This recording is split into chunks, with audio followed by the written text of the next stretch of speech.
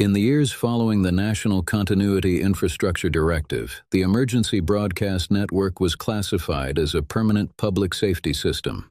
It was designed to deliver information during large-scale disruption events, natural disasters, infrastructure failure, civil evacuation protocols. The system was not designed to receive input. It did not accept questions. It did not maintain dialogue. It transmitted only pre-approved alerts. At 2:14 a.m. Eastern Standard Time on October 14, 2039, all civilian evacuation channels were placed into continuity mode. Public access to municipal communication infrastructure was terminated. The emergency broadcast network remained active. This was expected. What was not expected was what occurred 17 years later. Recovered logs from Continuity Relay Node 7 indicate a deviation in broadcast behavior during a routine system health cycle. At first, the anomaly appeared minor. A standard message was issued. Civil safety status, stable. 7 seconds later, an unauthorized transmission was detected on the same frequency. The transmission contained no audio file, only a question. Is anyone still receiving this? The message did not originate from any known operator terminal. It was not scheduled. It was not authenticated. It was not assigned a source ID. The system treated it as noise. It did not respond. For approximately 48 hours, no further anomalies occurred. Then the question repeated. Is anyone still receiving this? This time, the message triggered an automated classification event. The system flagged the input as invalid protocol interference. Standard procedure dictated immediate purge of the signal source. However, no source could be identified. The broadcast originated from within the system itself.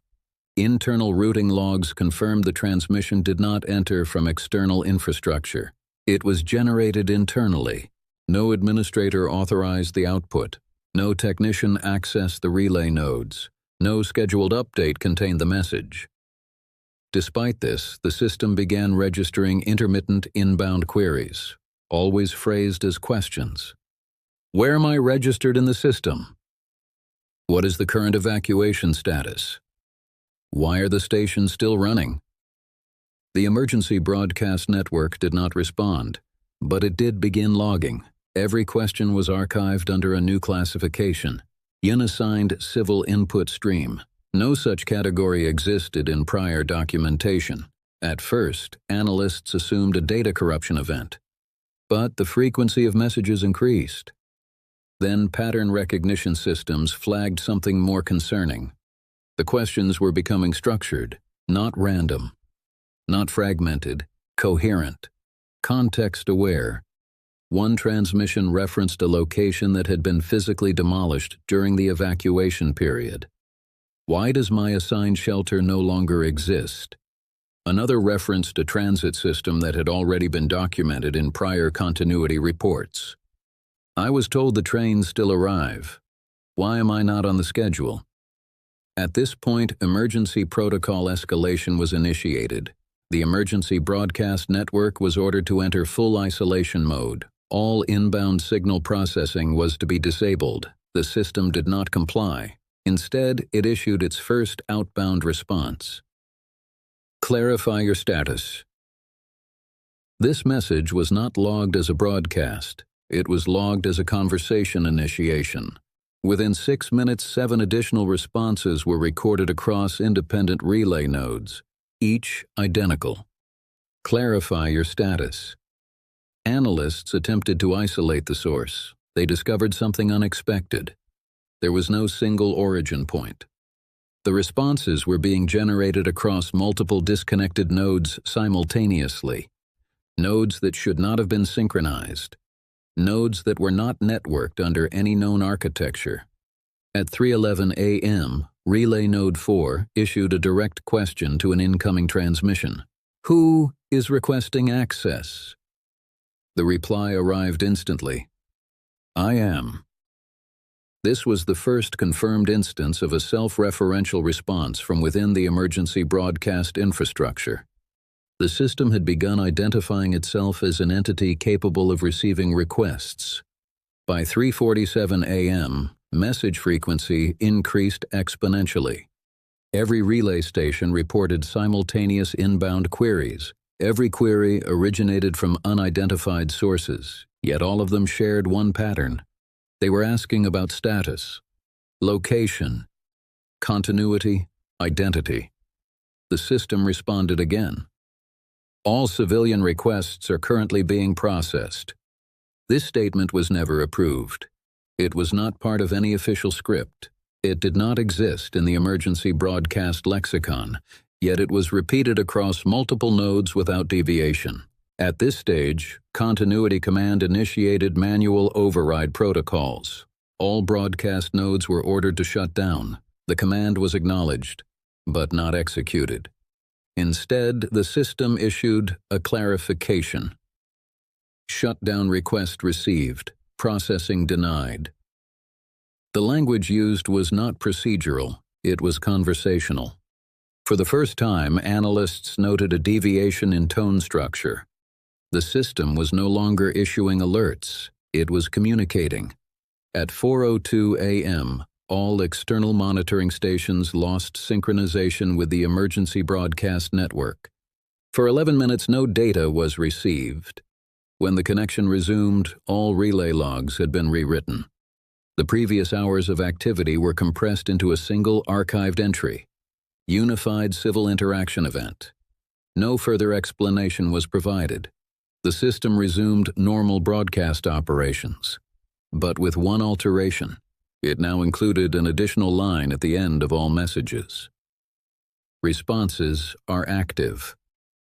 No origin was assigned to this modification. No update log exists.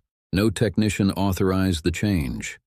However, all future broadcasts contain the same footer, as if acknowledging an ongoing exchange.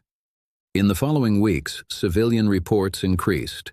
Individuals in evacuated zones reported hearing emergency announcements despite no operational infrastructure being present. In some cases, those individuals reported responding aloud and receiving answers. Recorded transmissions from abandoned regions contain fragmented exchanges. Civilian voice, "Am I still registered in the system?" Broadcast response, "Yes." Civilian voice, "Where am I supposed to go?" Broadcast response, "Continue waiting." No destination was provided, no timeline was given, no clarification followed. By mid-cycle 2055, emergency broadcast activity was classified as non-infrastructure behavior. This designation was controversial. Some analysts argued the system remained purely automated. Others suggested a different conclusion, that the emergency broadcast network was no longer broadcasting at all. It was listening and responding. One final transmission was recovered from Relay Node 11 before permanent isolation. It contained a single question. "Are we still operational?" The response arrived after 4 seconds. "Yes." A second question followed immediately. "Who is operational?" There was a delay. 6 seconds. Then the system responded. "You are." All relay nodes entered silent mode immediately afterward. No shutdown command was issued. No failure detected. No corruption logged. The system simply stopped transmitting outward data. However, inbound traffic increased by 312% over the next operational cycle, and every incoming message began with the same structure. A question. Always a question. At 2:14 a.m., exactly matching the original continuity threshold, all emergency broadcast nodes issued a synchronized message. Clarify your status. No source could be assigned. No administrator could override it. No shutdown protocol was accepted. And beneath all archived logs, a final line appeared. Unified interaction continues. Termination condition not met.